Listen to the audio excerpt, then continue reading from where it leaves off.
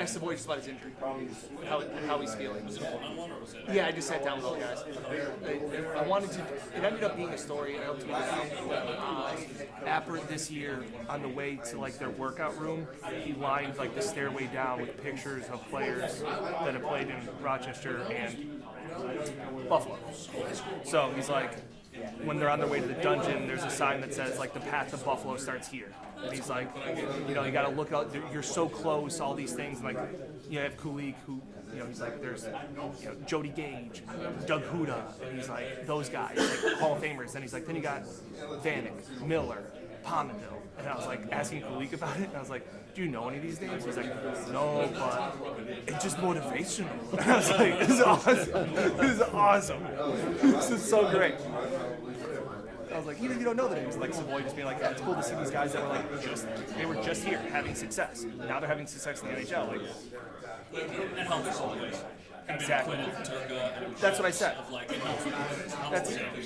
That's what I said.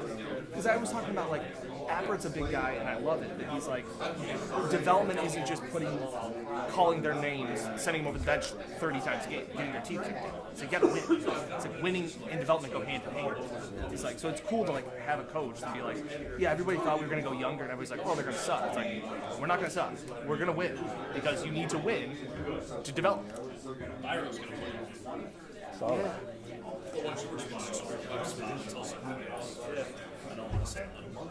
I don't know. Like, that's one of those things. Like, Byro's a triple A guy. Byro had a really good summer. But there's a big difference between. It's Justin Bailey. Yeah, sure. Yeah. And Like you said, it's just at some point, he deserves a shot Yeah, at another he organization. deserves it. Weisbach should go to another organization. He's just not here. And Appert said it too. He goes, I sit down with all these guys and tell them, hey, where do you fit in Buffalo? You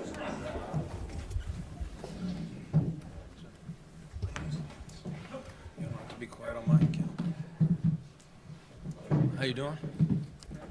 I left my watch out of here so nobody can ring it. You guys ready in the back? good. Okay. Obviously, last couple of days acquired a couple players. Rasul Douglas by a trade from Green Bay. That's still not 100% finalized. You know, not a lot of direct flights from Green Bay to Buffalo. So he's just getting here, getting him to the physical and all that stuff. But assuming all that goes well, so I don't know that he'll practice today. Hopefully, we can get him out there at least to watch at some point. You know, and then we'll take it one day at a time. You know, that'd be up to Sean and the coaches, how much or what his game reps would look like this week. And then Leonard Fournette, added him to the practice squad. I've been talking to Leonard for a little bit. I got to know Leonard back in the pre-draft process. If you remember that draft, he went 4, and we took McCaffrey when I was in Carolina.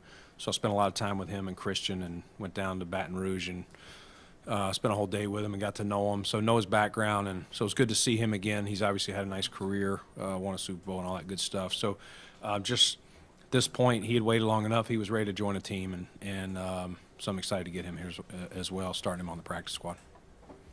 What was the main interaction on Douglas? Yeah, takes the ball away. You know, he's really he's had a unique career. You know, Philly drafts him, I think, 3rd round, and not everything was perfect there for him. Goes down to Carolina, still wasn't great, but I think went to Arizona's P squad. And when he went to Green Bay, just light came on for him. Started turning over some big plays, and very instinctive. You know, you just we talk about instincts all the time, and that really, you know, defining instincts is more the coach can show you everything, but sometimes the team's showing you something else that the coach hasn't shown you. And do you react right away? You just instinctively know what to do because you understand how it all fits together as if you're a coach. And some guys have that, some guys don't. If the coach didn't show it, they may not process exactly how to operate a different look. He is very instinctive. Does that intangible, Brandon, help when he's coming in at this point with a lot on the line, and obviously down Trey White in the secondary, to have him kind of join the defense to help them get up to speed and execute more effectively? Yeah, I think it does. Terrell Bernard is a good example. Missed the whole preseason. Well, all the games, and stepped in right away and did pretty well. His instincts helped him for the lack of reps that he missed in those games. So, to your point, Adam, I would say very similar to Rasul. We've heard a lot about his leadership, locker room, what kind of guy he is. You guys just signed Josh Norman a couple weeks ago. How much were you looking for a little more of that, considering the youth of the room after losing Tre'Davious? Yeah, you're definitely looking for that veteran presence, and I think playing reps in this league, seeing what teams are trying to do to you, like anything. He went through some ups and downs that I mentioned a minute ago. The light came on, figuring out this pro game and all that. Corner, as we know, is not an easy position to play, and it took him some time, but he really found his groove in Green Bay. And obviously we've been looking at corners for weeks now since Trey went down, and teams aren't openly willing to give those, and it wasn't easy. It was back and forth. Green Bay did not want to lose him.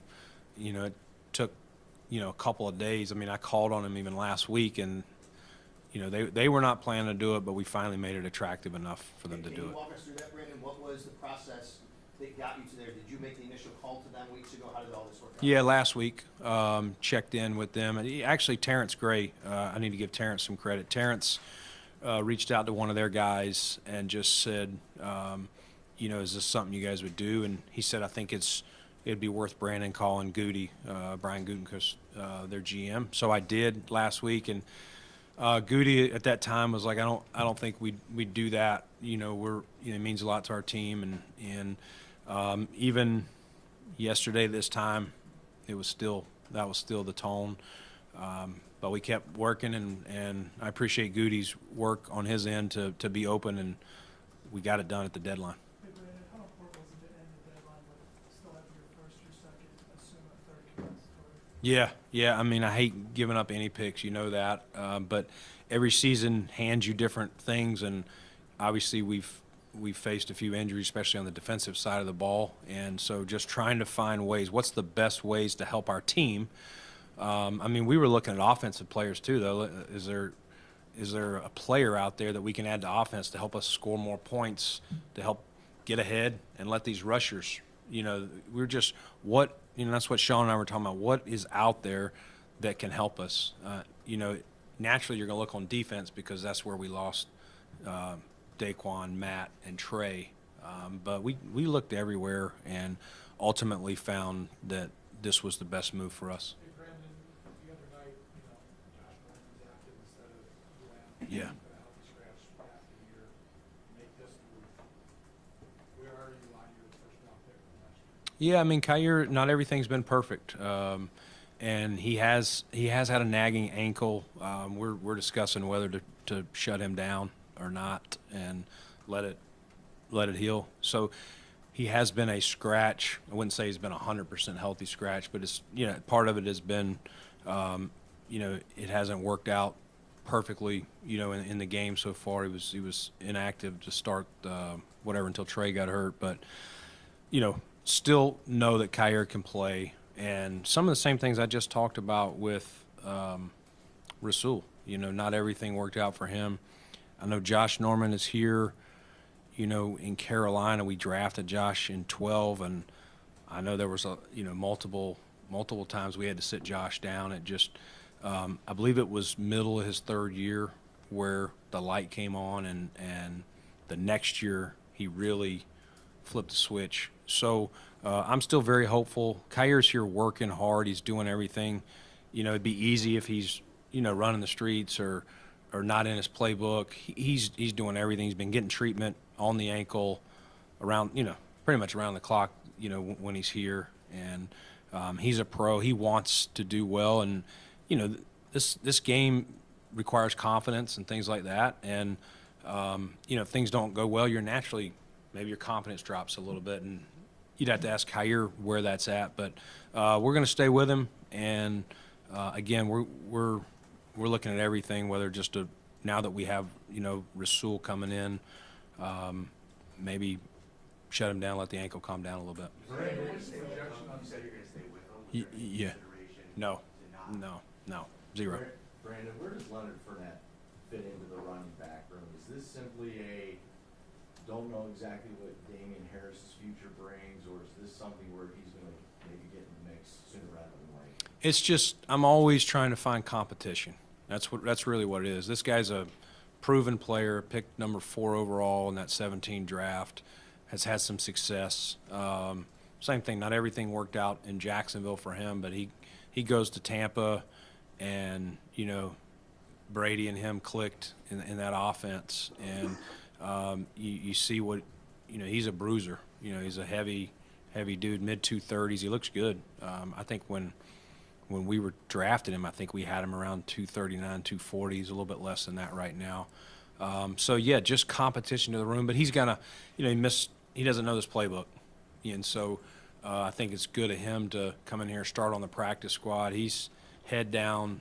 He's been great, and so we'll take it one day at a time with him, and no promises on anybody's parts from that standpoint. Brandon, what's the Just update to on the clarify, when you say shutting the Kyrie down potentially, would that be just potentially short-term IR? Yeah, or yeah, something for- just I mean, IR is it's 4 weeks now, so you put them down, see where it's at, see if we do that move, we would do it to make sure he's 100% before he goes back out there. So if that's 4 weeks, 5 weeks, whatever that is. Brandon, what's the, any feedback from your training doctors on what the projection is on Johnson and Matt? Might they be able to return at any point this season? Yeah, no, I don't have any update for you there on either guy from that standpoint, John. They're both here trying to rehab, but nothing definitive there.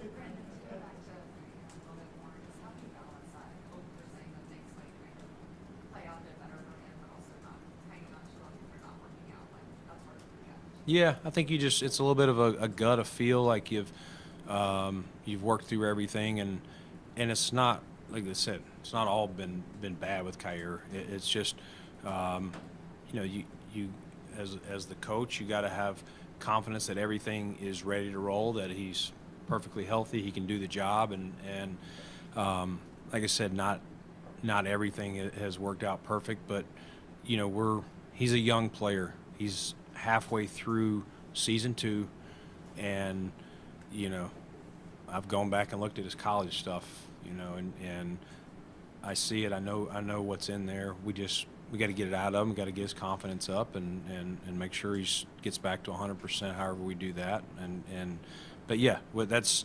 really what it is. I look at it as a young player, Catherine, and you don't give up on young guys. How does he handle all of that? Yeah, I think he's done great. I mean, it's hard. He wants to play.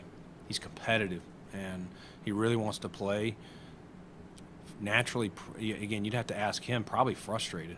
He doesn't say it. He's a pro. He's not in here griping or anything like that. He's just head down working and trying to get better at the things that the coaches are looking for him to do better. Brandon, you said you were looking at quarterbacks the last couple of weeks. Yeah. Report that you did aggressive attempt for Jalen Johnson. How much is that true? And how much is Douglas's contract situation? Did that maybe make it a little bit more favorable to make that?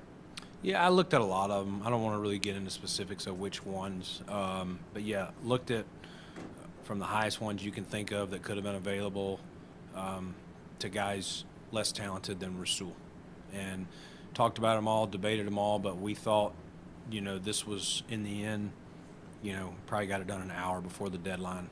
We thought this was the best move, that a team was truly willing to part at fair compensation. Brandon, how much of your what encourages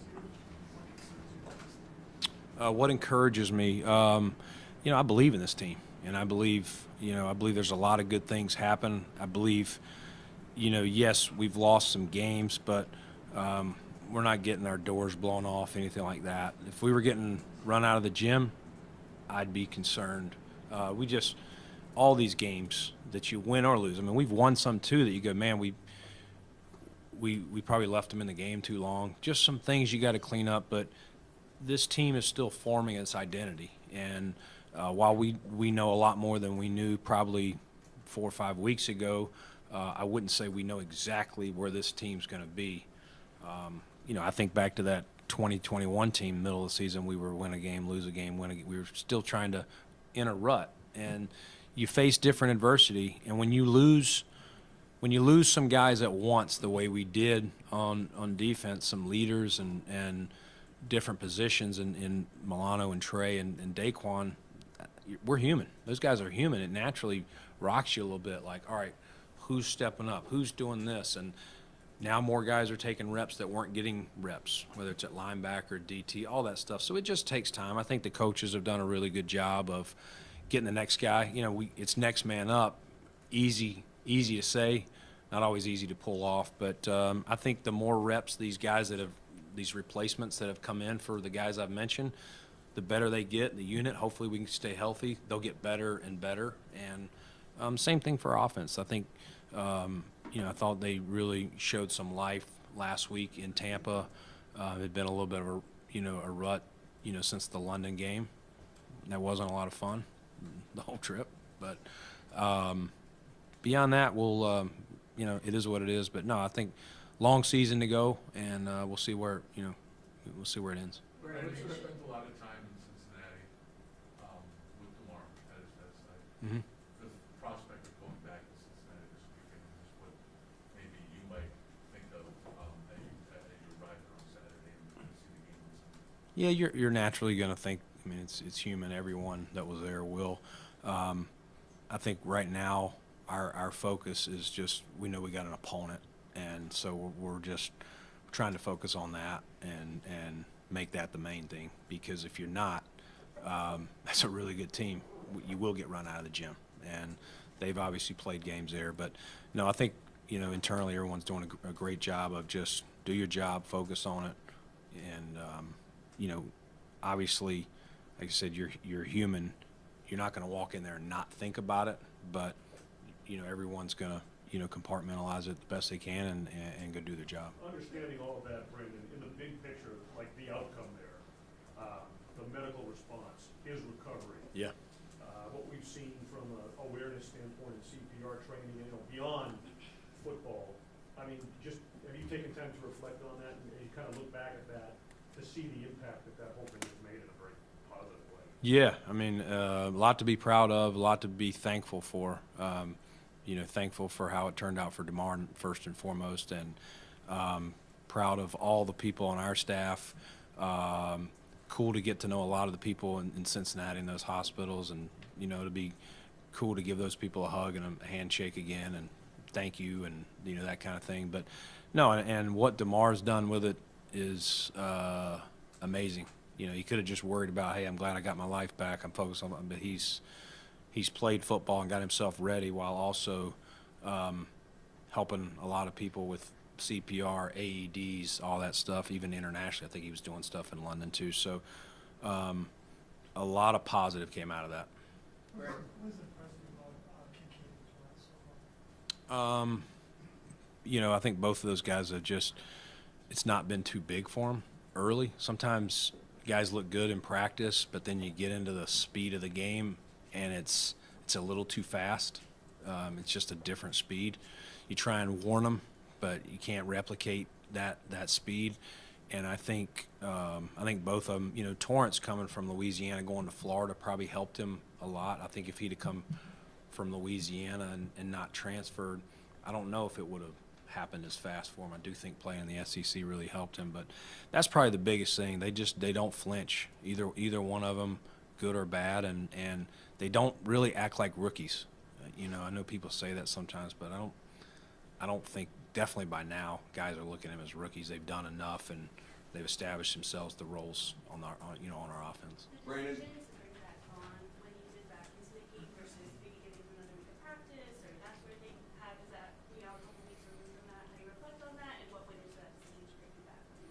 Well, you're trying to. There's no perfect solution probably, because you'd love to send them through training camp, and there's only so many padded practices that you can do, and so playing on air, running the hoops, running through drills is only going to get you so far. It's like when guys are rehabbing, at some point the trainer and the rehab guys have to push him off to the coaches and have him doing real live football stuff. So some of the game stuff is what he needs as part of the comeback. We could have kept him out for 2 or 3 more weeks, had him practice more, but those game reps he's probably gaining more from those than he would off of practice where contact's limited. Brandon, how would you assess Sean's ability to manage the defensive play calling duties and head coaching duties at this point? Yeah, I think he's done a hell of a job. I really do. I mean, it's a lot. He's put a lot of time in, even more. I mean, it's not that he wasn't putting time in. He's meticulous in putting a lot, but he's done a heck of a job. And I think our guys respond to the way he is. He's naturally fiery in there. He's gotten to know some of those guys' personalities a little bit more, and I don't think he's mismanaging the game, which could easily happen when you're locked in. I think he's done a good job with that. We got a good team of people that he counts on for different things, phases of the game, whether it's replay, clock, all those items. But no, he's done a great job, and I think it'll continue to even get better. Every week that he's continuing to do it. We asked the coaches about Jordan's role last week, playing a little bit more closer line of scrimmage, like a dime defender, more at the linebacker level. From your perspective, roster construction, seeing that and his versatility, how much of that plays into kind of what you did or going forward, what you think about how he could be used in this team? Yeah, I mean, Jordan is a football player, and people keep talking about positionless football players and versatile. We talk about all the time. The more positions you can play, the versatility you add. That's just another piece that Sean can use, and that was part of, adding Taylor Rapp in here, knowing that, Poyer was going into free agency, Damar's situation, like, how's it all going to shake out? Micah's coming back from a neck. Let's just add some guys that can play, and however it shakes out, Sal, we got guys that can play football, and, I think Taylor could do some of that too if we wanted to flip it back or whatever. I think, Sean and the coaches have just done a great job of mixing and matching different guys and different skill sets, different packages. And, I wouldn't be surprised if they continue to come up with different ways to use these guys. How do you feel about the defensive tackle situation right now? We're not an 8-1. Would you be open to maybe adding that spot in free agency? Yeah. Looking at that hardcore, and definitely discussed that with some teams, the last couple of weeks as well. Nothing's final, but we've definitely been working on some stuff. Would you like a later trade at all? Nope, I wouldn't. I think ultimately, I know there's push for it back. I got it if it's a week or two, but I think you get too far down. Like, I think some teams truly may turn on the tank button or whatever it is. I just I would hate if you're rolling along, everything's good, and then there's 5 weeks to go in the season and a team you're competing against just trades for 3 huge pieces, and now it changes the game. You did all that work. You know what I mean? I think there's a fine balance to it, and I think there's still enough teams in it that people aren't just going to give players away at this point, which I think some sports that they just do that. They're almost hoping to lose, and I'm not a fan of the whole tanking thing. Yeah. Thank you. Thank you.